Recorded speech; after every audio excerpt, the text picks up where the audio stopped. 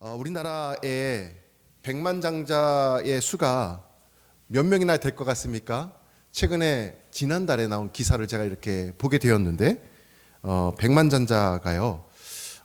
우리나라 환산하면 우리가 100만 달러를 이야기하는 거였잖아요, 옛날부터. 100만 달러면 오늘날 달러 환율로 보니까 약 13억이 좀 넘습니다. 그러면 13억이 넘는 자산을 보유하고 있는 사람, 작년 기준이 약 129만 5천 명이 자산을 보유하고 있어서 즉시 투자가 가능한 사람이 되었어요. 그러면 전 세계에서 이것을 따져보니까 전 세계 약 10번째 순위가 되더라고요. 국내 상위 1%는 평균 얼마를 갖고 있을까요? 약 53억이 있으면 순자산이 그러면 1%라고 이렇게 포함을 시켰습니다. 그런데 이 기사와 동시에 대비되는 기사가 똑같이 나왔습니다. 그게 뭐냐면 백만장자는 늘었는데 가난은 대물림되고 있다예요.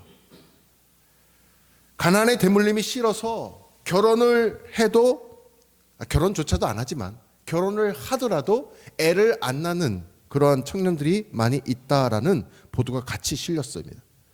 왜 그럴까요? 돈 좀 가졌다고 상위 10% 안에 들었다고 이 나라에서 정치, 경제, 사회, 문화 이러한 정책들을 꽉 부여잡고 주무르고 있는 사람들이 있기 때문에 그렇습니다.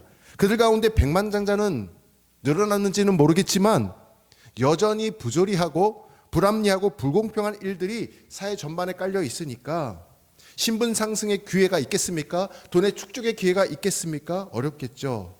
결국 돈 때문에 결혼도 자녀도 자신의 꿈도 포기하는 세대 가운데 우리가 놓여 있다라는 것을 기사를 통해 보게 되었습니다.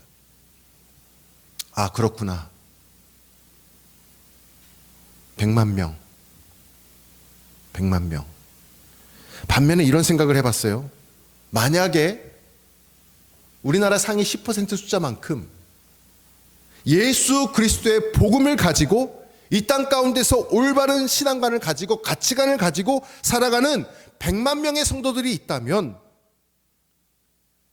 100만 명의 상위 10%가 지금 우리나라를 이끌어가고 있다면 100만 명의 크리스천들이 바른 복음을 가지고 신앙관을 가지고 살아가고 있다면 왜 이 세상이 바뀌지 않겠느냐라는 생각이 들었습니다.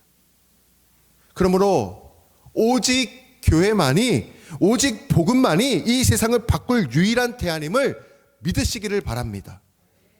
오늘 빌레몬서를 읽다 보니까 이러한 확신이 더 강하게 들게 되었어요. 본문에 등장하는 인물들, 특히 이 세 명의 관계를 우리가 눈여겨봐야 됩니다. 사도 바울하고 빌레몬하고 오네시모, 이 세 사람의 이야기를 보면은 아하, 우리가 복음으로 이 세상을 바꿀 수가 있겠구나 확신을 갖게 되는 거예요. 이 책의 중요성이 여기에 있습니다. 아니, 어떻게 사도 바울하고 빌레몬하고 오네시모하고 서로 알게 되었을까요? 복음을 듣고 그들이 예수님을 따르는 자가 되었을까요? 빌레몬서를 썼던 곳은 로마 감옥입니다. 로마 감옥에 갇혀 있을 때 사도 바울이 총 4권의 편지를 씁니다. 그게 옥중서신이라고 불려져요. 에베소서, 골로새서, 빌립보서, 그리고 오늘 우리가 읽는 빌레몬서입니다. 4개의 지역의 교회의 성도들에게 쓴 편지입니다. 그런데 이 빌레몬서는 빌레몬이라는 지역이 아니고 빌레몬이라는 사람의 이름입니다. 나머지는 다 지역의 이름이죠. 에베소서, 골로새서, 빌립보서는. 그러면 이 빌레몬이라는 사람은, 이 빌레몬이라는 성도는 어디 지역에 살았느냐? 골로새 지역에 살았습니다. 그리고 골로새 교회 성도였었어요. 그런데 골로새 교회 성도였다가 지금은 어떻게 됐느냐? 사도 바울을 통해서 신앙이 점점 성장해지고 그가 이렇게 양육이 되어지다 보니까 결국은 어떻게 됐느냐? 자기 가정에다가 교회를 세워서 예배 생활을 하기 시작하는 거예요. 가정교회가 시작이 된 겁니다.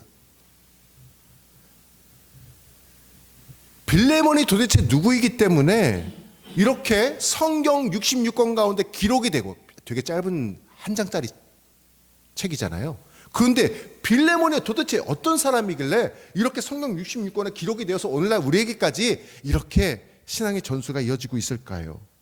복음에 살아있는 능력이 그 어느 편지보다도 더 분명하게 드러나 있는 짧지만 강력한 감동의 편지가 빌레몬서이기 때문에 그렇습니다.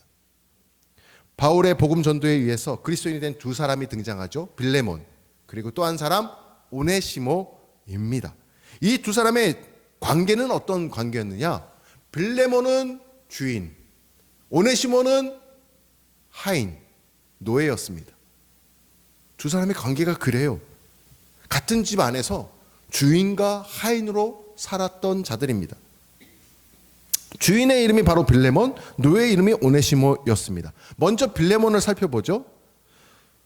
빌레몬이 그리스도인이 된 과정은 성경에 분명히 드러나 있지는 않습니다. 그런데 직접적인지 간접적인지 알 수는 없지만 바울의 영향력으로 그리스도인이 된 것은 분명합니다.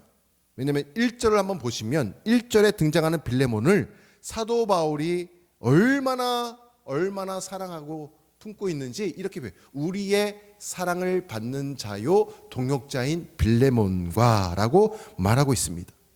정말 그를 진심으로 사랑하는 동역자로서 그를 생각하고 있다는 것을 엿볼 수가 있습니다. 이어서 2절에 보면은 그의 가족들이 소개가 되네요. 그의 자매 아비아. 신학자들은 자매 아비아를 아내로 해석을 합니다. 그리고 우리와 함께 병사된 아키포. 성경에 또 아키포가 곳곳에 등장하는데 이 아키포는 바로 빌레몬의 아들로 모두가 다 해석을 하죠. 그래서 아비아, 아키포 이 온 가족이 내 집에 있는 교회에 편지한다. 그 가정이 교회가 세워져서 예배를 드리고 신앙생활을 하는 교회 공동체로 자리매김하고 있었다는 것을 보게 됩니다. 자, 이것을 추측해 볼 때 그는요 주인이잖아요. 하인을 끼고 있는 주인이요, 지역의 유역자요, 또 골로새 교회에서도 잘 섬겼던 자였는데 이렇게 자기 집을 오픈해서 교회를 세워갈 만한 영적인 리더요, 유역자요, 부요한 자였다는 것을 우리가 살펴볼 수가 있습니다. 그리고 오네시모는 어떤 사람이었느냐? 10절에서 아주 분명하게 바울이 이야기하고 있는데 10절에 보면은요, 갇힌 중에서 낳은 아들 오네시모를 위하여 내게 간구하노라 라고 말하고 있습니다. 갇힌 중에서 로마에 압송되어서 감옥에 있을 때 그곳에서 감옥에서 죄수들에게도 복음을 전하고 있는 그 바울의 소식을 들었겠죠. 누가요? 오네시모가. 오네시모 그는 어디 있었다는 거예요? 주인하고의 관계 속에서 성경에 정확하게 기록되어 있지는 않지만 가장 유력한 설은 뭐냐면 주인에게 무언가 잘못을 해서 금전적인 것이든 무엇이든 잘못을 해서 그 집에서 도망쳐 나와서 결국은 붙잡히게 되어서 로마의 감옥에 가게 되었는데 그 감옥에서 사도 바울을 만나 사도 바울의 복음의 소식을 듣고 그곳에서 예수 믿고 구원받는 자가 되었다라는 거죠. 그래서 1장 10절에 저런 힌트의 단어가 나오는 겁니다. 갇힌 중에서 낳은 아들 오네시모를 위하여 내가 간구하노라. 사도 바울을 통해서 어떤 경륜을 통해서든 부유한 자였던 빌레몬 그리고 하인의 신분이었던 가난한 신분이었던 오네시모까지 다 복음을 듣고 하나님을 만나는 역사가 일어나게 되는 것을 보게 됩니다. 그런데 이 두 사람을 통해서 뭘 느끼게 되냐면 부유한 자나 가난한 자나 모두 다 영혼의 갈증을 갖고 살아간다는 것입니다. 그것이 무엇이든지 간에 자기의 마음속에 갈증이 있어요. 자기 마음속에 공허감이 있습니다. 그렇기 때문에 복음이 필요한 거예요. 그렇기 때문에 예수 그리스도가 필요한 것입니다. 그들의 마음 가운데 커다란 구멍을 채워줄 수 있는 그 복음이 필요한 거예요. 그 갈증을 갖고 있다가 어떤 경우였든지 사도 바울을 만나서 예수 그리스도의 복음을 듣고 빌레몬과 오네시모가 부유한 자와 가난한 자가 다 마음의 커다란 구멍, 마음의 그 허한 부분을 복음으로 채웠기 때문에 놀라운 삶의 변화가 일어나게 되었다라는 것입니다. 우리 주변 가운데도 이런 분들이 있습니다. 계셔요. 어떤 분들이 계실까요? 마음의 한켠에 커다란 구멍이 있는 분들이 있습니다. 마음의 한켠에 죄책감이 있고 허무감이 있는 분들이 있어요. 그들이 부유하든 가난하든 마음 가운데 채우지 못하는 커다란 구멍이 있다라는 것입니다. 그 구멍을 무엇으로 메꿀 수 있겠습니까? 누군가 그에게 찾아가서 전하기만 하면 예수님을 받아들이고 싶어하는 마음도 있을 것입니다. 또는 예수님에 대해서는 잘 몰라도 세상 그 어떤 것으로는 만족할 수 없다는 것을 깨닫고 있는 사람이 있을 수가 있어요. 그것에서는 평안을 누릴 수가 없다라는 것을 인지하고 있는 사람이 있다라는 것입니다. 사랑하는 바움교회 교우 여러분, 우리는 세상 사람들 바라볼 때 어떤 눈으로 바라보고 있습니까? 저마다 마음에 큰 구멍이 있을 수 있음을 우리가 인정하고 바라봐야 할 것입니다. 그들의 마음속에 공감, 그들의 마음속에 허무감이 있음을 인정하고 바라봐야 할 것입니다. 남녀노소 불문하고요, 학교에 다니는 학생 불문하고 그러한 마음이 있습니다. 우리가 그런 허무감과 공허감 가운데 살아갈 때 다른 사람들을 바라볼 때 뭘 느끼냐면 다른 사람들의 부유함이 막 눈에 들어와요. 대저택이 들어오고 최고급 차가 막 눈에 들어옵니다. 어떤 사람의 그 모델급 뺨치는 외모하고 인기가 눈에 들어옵니다. 인기를 가늠할 수 있는 인스타 팔로워 숫자가 막 눈에 들어옵니다. 왜요? 우리가 공허하기 때문에 그런 것들이 눈에 들어와요. 그런데 우리는 바르게 바라봐야 합니다. 집을 볼 필요도 없고요, 자동차를 볼 필요도 없고, 재산도 아니고요, 외모도 아니고요, 인기도 아니고요. 우리는 바르게 봐야 합니다. 우리는 복음의 능력으로 우리 마음의 깊은 곳을 바라볼 줄 알아야 합니다. 마음에 커다란 구멍이 누구나 다 있음을 바라볼 줄 알아야 합니다.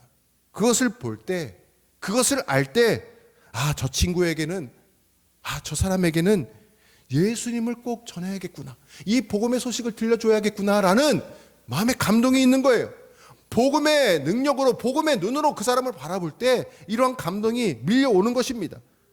예수님이 그 사람을 변화시킬 수가 있고, 예수 그리스도만이, 오직 복음만이 세상을 변화시킬 수 있기 때문에 그렇습니다.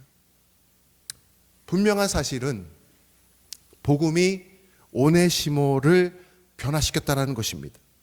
그래서 11절에 보면은 전에 오네시모는 무익한 사람이었으나 이렇게 말합니다. 근데 이제는 유익한 사람이 되었다라고 표현하고 있습니다. 바울이 이렇게 변화된 오네시모를 무익에서 유익한 자가 되었다는 거예요. 뭐예요? 복음을 통해서 유익한 자가 되었는데, 그의 커다란 구멍이 복음으로 메꿔졌으니까 유익한 사람이 되었는데, 그 전에 이 오네시모를요 어떻게 해주고 싶었느냐? 바로 회복의 관계가 필요한 사람이 있었죠. 빌레몬과의 관계를 회복시켜 주기를 원했습니다. 회복시켜 주기를 원했어요.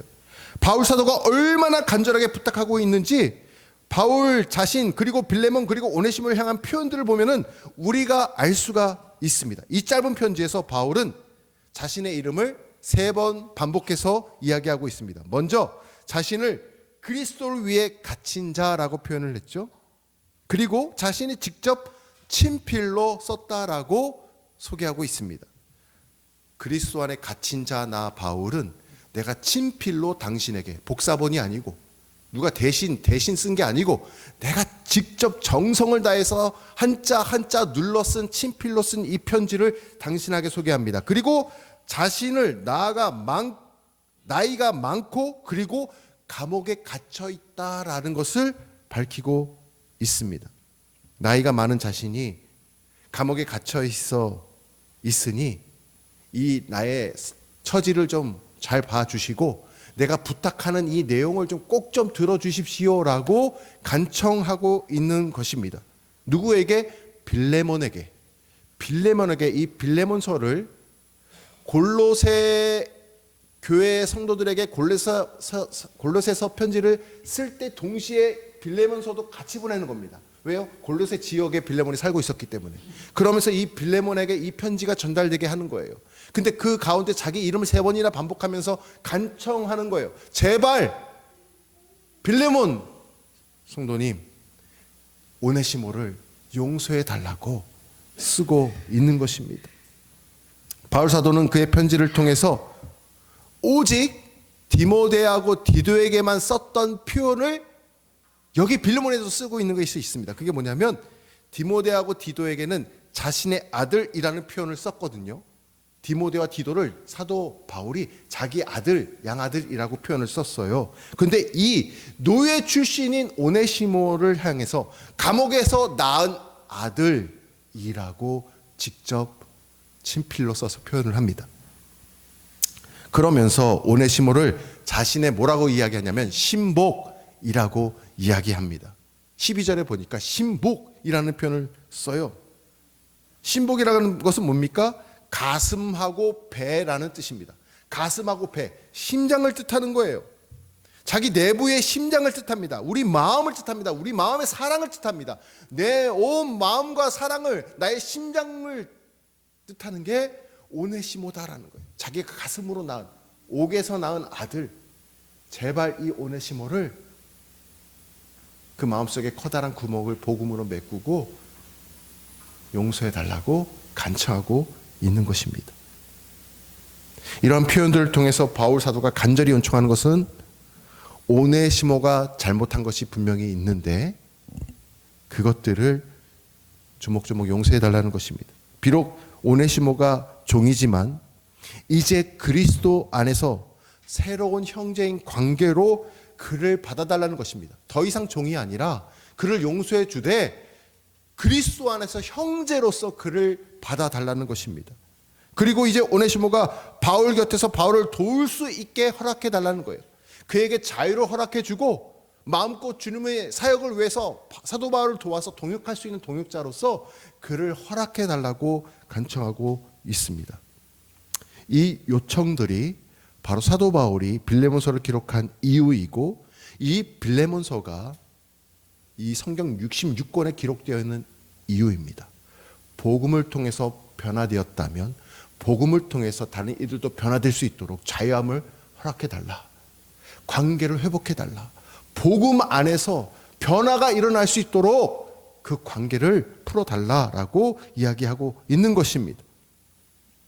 왜냐하면 이 복음은 빌레몬과 오네시모의 관계를 변화시키기 때문에 그렇습니다. 빌레몬이 이 편지를 받았을 때 그러면 어떻게 했을까요?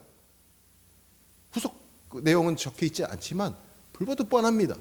빌레몬은 신실한 하나님의 종이 되어서 교회를 세워가고 있습니다. 그리고 골로새 교회뿐만 아니라 사도 바울의 사랑하는 동역자입니다. 빌레몬서의 이 편지를 받았을 때 빌레몬은 즉시 보지 않고 순종하였을 거예요. 믿음의 동역자로 그를 여겼을 것입니다. 예수님을 만나면 돈으로부터 자유로워져요. 관계로부터 자유로워져요. 예수님을 만나면 관계로부터 자유로워져요. 내 마음속에 짐이 되는 사람이 있어도 그 관계로부터 자유로울 수 있는 것입니다. 무엇이요? 복음이 나에게 들어오면 그런 모든 실타래처럼 얽혀있는 문제들을 해결해 준다는 것입니다. 그러니 내 종을 자유케 하고 동역자로서 함께하게 되는 것입니다. 여러분, 주인과 종의 관계, 돈에 몰입된 사람이 어떻게 저런 행동을 할 수 있겠습니까? 어떻게 자유로운 신분으로 그냥 놔줄 수가 있겠습니까? 안 되죠. 집값을 치르게 해야겠죠. 못하죠. 근데 예수님을 진정 만난 사람은 그 마음속에 미움, 다툼, 시기, 질투가 사라집니다. 그 마음속에 돈에 대한 우상이 사라집니다. 그 마음속에 권력에 대한 지위에 대한 욕심이, 탐심이 사라집니다. 예수님의 복음을 진정 믿는 사람은 그 마음속에 구멍이 메어지는 것을 믿으시기를 바랍니다.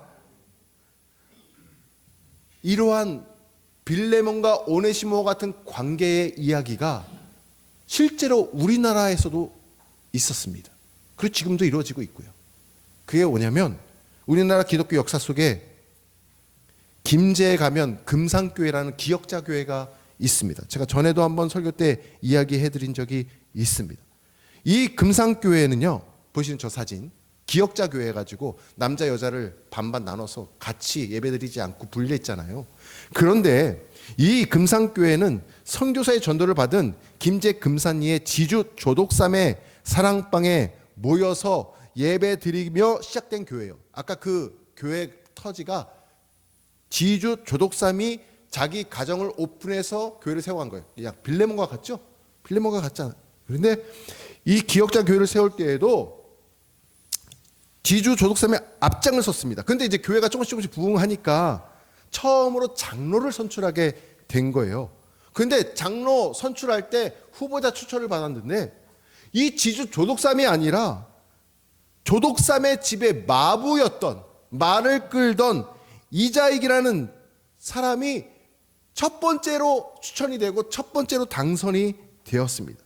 그래서 조독삼은 이자익의 주인이고 이자익은 조독삼의 마부요 하인인데 교회 안에서는 조독삼은 평신도요, 이자익은 장로가 되어서 교회를 섬기는 것을 보게 되는 거예요. 근데 거기서 끝나지 않고 2년 뒤에 조독삼도 장로로 선출이 됩니다. 그럼 같은 장로가 될 거 아니에요. 근데 거기서 그치지 않고 2년이 지난 다음에 어떻게 했느냐, 이자익 장로님이 성품이 너무너무 좋으니까 신학교에 가서 신학을 공부하고 목사님이 되시라고 평양신학교에 유학을 보내드립니다. 김제에서 평양신학교로 유학을 보내드려서 그곳에서 신학을 공부하고 목회자가 됩니다. 그리고는 이 김제 금산교회로 청빙을 해서 담임 목사로 부임을 하게 되는 거예요. 이제는 어떻게 됐습니까? 관계가 담임 목사와 장로의 신분으로 이렇게 바뀌게 되는 것을 보게 됩니다. 서로 아름답게 동역을 이루어 갔어요. 이렇게 복음은 마치 빌레몬과 오네시모와 같이 철저한 신분제 사회에서도 아름다운 변화를 일으키는 능력이 됨을 믿으시기를 바랍니다. 이것이 복음의 능력입니다. 그렇다면 저와 여러분 자신에게 이러한 복음의 변화가 일어나고 있는지 이 시간 스스로 돌아보기를 원합니다. 진짜 내가 예수를 믿고 구원받았다면, 복음을 말할 수 있다면 진짜 내 안에 이런 변화들이 일어나고 있는지 살펴보시기를 바랍니다. 그런데 너무나 안타깝게도 한국 교회가 세상에서 욕먹는 그 진짜 이유가 무엇인지 아십니까? 코로나 때는 더 많이 욕을 먹었어요. 지금도 마찬가지지만 우리가 입술로는 예수 예수 찬양을 하지만 실상은 우리의 내면을 바라다 보면 돈의 노예가 되어 있다는 거예요. 믿음도 없어 보여. 예수님도 소용이 없어요. 돈이 된다면 만몬주의에 빠져가지고 거기에 휩쓸리는 게 성도들이에요. 이런 성도들이 교회 안에 점점 많아져 간다는 것입니다. 그런 목회자들도 늘어나고 있다는 것입니다. 그렇기 때문에 이 사회가, 이 나라가 안 변하는 거예요. 하나님이 없는 돈의 힘, 하나님이 없는 권력, 무슨 소용이 있겠습니까? 삶의 목적은 다 사라지고 돈의 권력을 쫓고 있으니까 탐욕만 커져가는 거예요.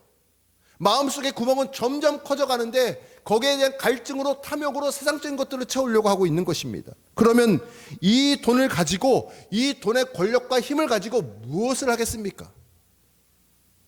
이웃을 사랑하겠습니까? 하나님을 사랑하는 것을 실천하겠습니까? 그 돈이 이 시대를 위협하는 가장 위험한 요소가 되는 거예요.